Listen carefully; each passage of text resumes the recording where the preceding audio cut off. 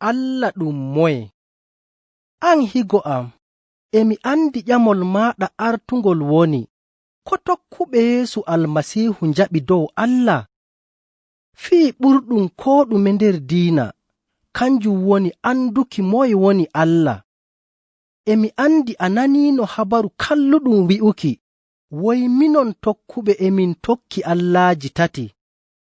Woɓɓe maa no sekay emin jaggano leggal palaangal ko ɗowdi maccuɓe Allah. Emi wi'uma lalle kanɗon haala ɗum fewre. Tokkuɗo Almasiihu goongaajo fuu e andi Allah no go'oto har abada. To e woodi tokkuɗo goɗɗo Allah feere, to o yoofii laawol, o waɗii ko wooɗa. Goɗɗo meeɗii ƴamki Yeesu Almasiihu, ɗume ɓuri mangu nder ko ɗume ko Allah wi'i ngaɗen?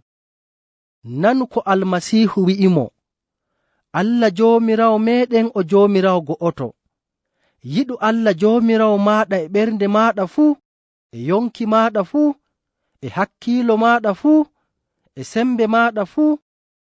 Markus suurawol 12 aayaare 29 yaaki aayaare 30. Daga arande annabo'en Allah fuu e mbi'a Allah o go'oto. Ɗon maa ɓe kaɗii jagganaako gunkiiji.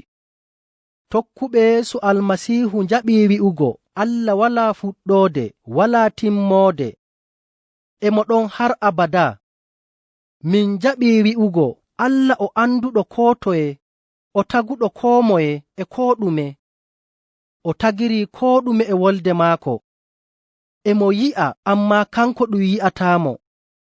To neɗɗo tijjake dow raarii njayri dow, yi'ii naange e lewru e koode, walaa anduɗo keerol maaje, sey wi'a ko annabi Dawda wi'i, njayri dow e hokka habaru teddungal Allah, e ndi andina ko juuɗe maako ngaɗi. Jabuura suurawol 19 aayaare 1. Andal Allah e bawɗe maako walaa keerol. Kanko tagi koo ɗume, emo bo jogii koo ɗume. Emo jogii naange ton dow, har e fuɗe-fuɗeeji ɗo'o e leydi. Allah joomu bawɗe e waawi waɗugo ko yiɗi fuu. Walaa goɗɗo potuɗo haɗukimo ko o yiɗi waɗugo. Min tabbitinii Allah no mawɗo, kadi maa o ceniiɗo, o aadiliijo. Ndenno ton goɗɗi leƴƴi e njagganoo allaaji ɗuɗɗi, e ɓe ceka allaaji maɓɓe e ngoodi ngikku bo ɗum neɗɗo. E ɗi pewa, e ɗi ngujja, e ɗi ngaɗa warhoore, e ɗi ngaɗa njenu, e ɗi ngaɗa kuuje feere-feere kalluɗe non no tagaaɓe ngaɗirta.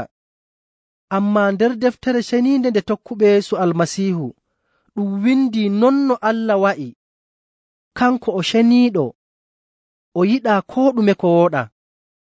Goɗɗo nder maccuɓe Joomiraawo yi'ii nder wahayu e woodi malaa'ika'en ton dow yeeso Allah, e ɓe mantamo, e ɓe mbi'a, o ceniiɗo, o ceniiɗo, o ceniiɗo, Allah Joomiraawo joomu bawɗe.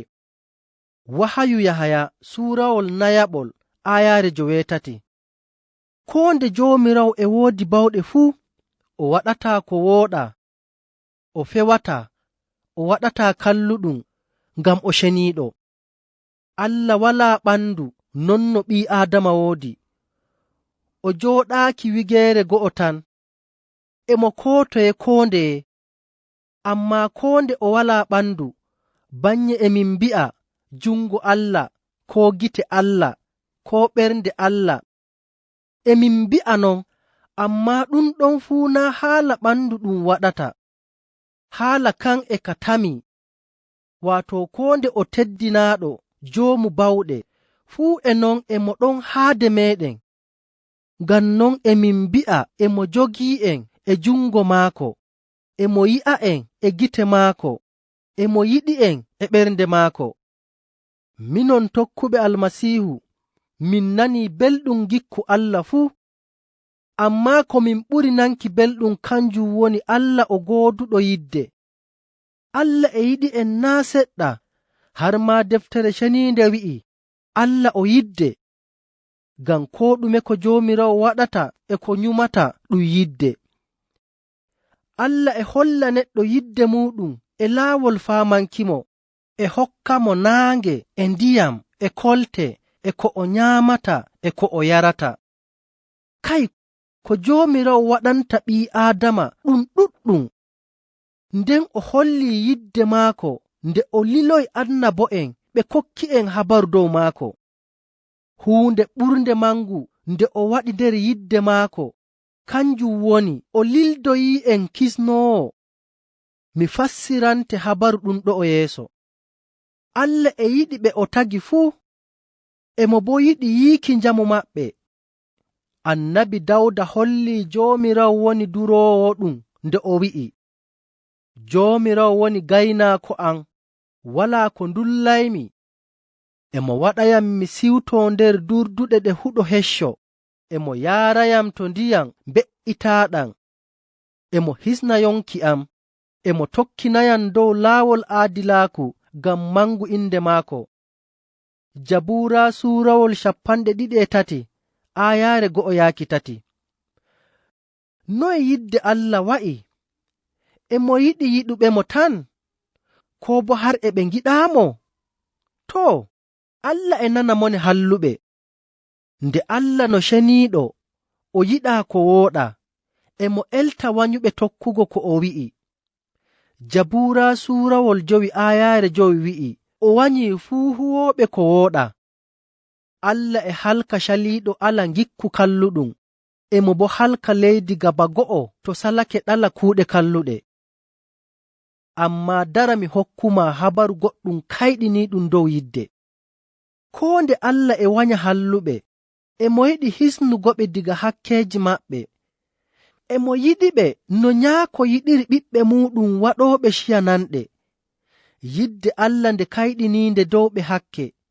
Yeesu Almasiihu hokki misaalu dow goɗɗo ɓiɗɗo toriiɗo nyaako muɗum ndonu daga nyaako on maayaayi.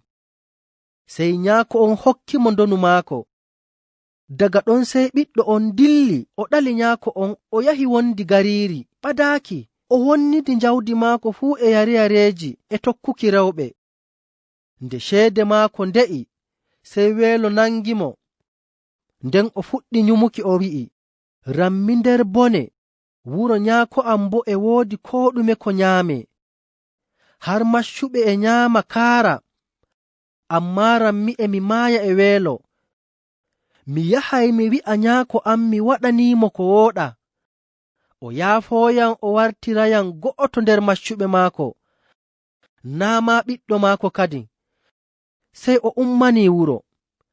Nyaako on bo hayniimo diga ton ɓadaaki, sey ummii taɓɓoyiimo, wuundiimo, jaɓɓiimo har waɗi humto mango ngam majjunooɗo warti. Non Almasiihu holliri yidde Allah dow ɓe hakke. Raaru nder Lukka suurawol 15 aayaare 11 yaaki aayaare 24. An higo an, ɗu'um habaru ɗum belɗum nanuki to meɗen, enen ɓe hakkeeji, anden Allah e yiɗi hisna en daga hakkeeji meɗen. To en torake mo, o jaɓay en no nyaako on ton jaɓiri ɓiyum. Nder deftere seniinde, inɗe Allah e ɗuuɗi, emo wi'ee teddinaaɗo, Joomiraawo, Jihoova, mo har abada, mo yonki, joomu bawɗe fuu, aadiliijo, kiitotooɗo, tagoowo, kisnoowo, gaynaako maccuɓe mum. Inde nde minon tokkuɓe Yeesu Almasiihu ɓuri yiɗuki kayre woni nyaako amin mo dow. Cerel ngel Yeesu wolwi daynoo e maako ko woni e duuniyaaru, e wi'amo non, nden o ekkitinii tokkuɓe mo 12 wi'uki, to on ngaɗay do'aare, mbi'e, yaa Allah nyaako amin mo dow, inde maaɗa seniinde mawnine. Maatiyu suurawol 9 aayaare 9. E woodi goɗɗo keɓuɗo dokkal ɓurngal nga'al, waato Allah warta nyaako muɗum? Ay, to Allah wartiriima bo ɓiɗɗo, a andi emo yiɗuma. Walaa ko ɓuri non. Too, kanjum woni ko Allah waɗanta jaɓuɗo Almasiihu fuu. Jooni saɗaa a yiɗi ƴama dow ko tokkuɓe Yeesu Almasiihu mbi'ata Tiriniti, waato tati nder go'o. Mi hokkete habaru mawɗum ɗu'um ɗo o yeeso seɗɗa, ammaa e woodi goɗɗum ko mi yiɗi paamen taw.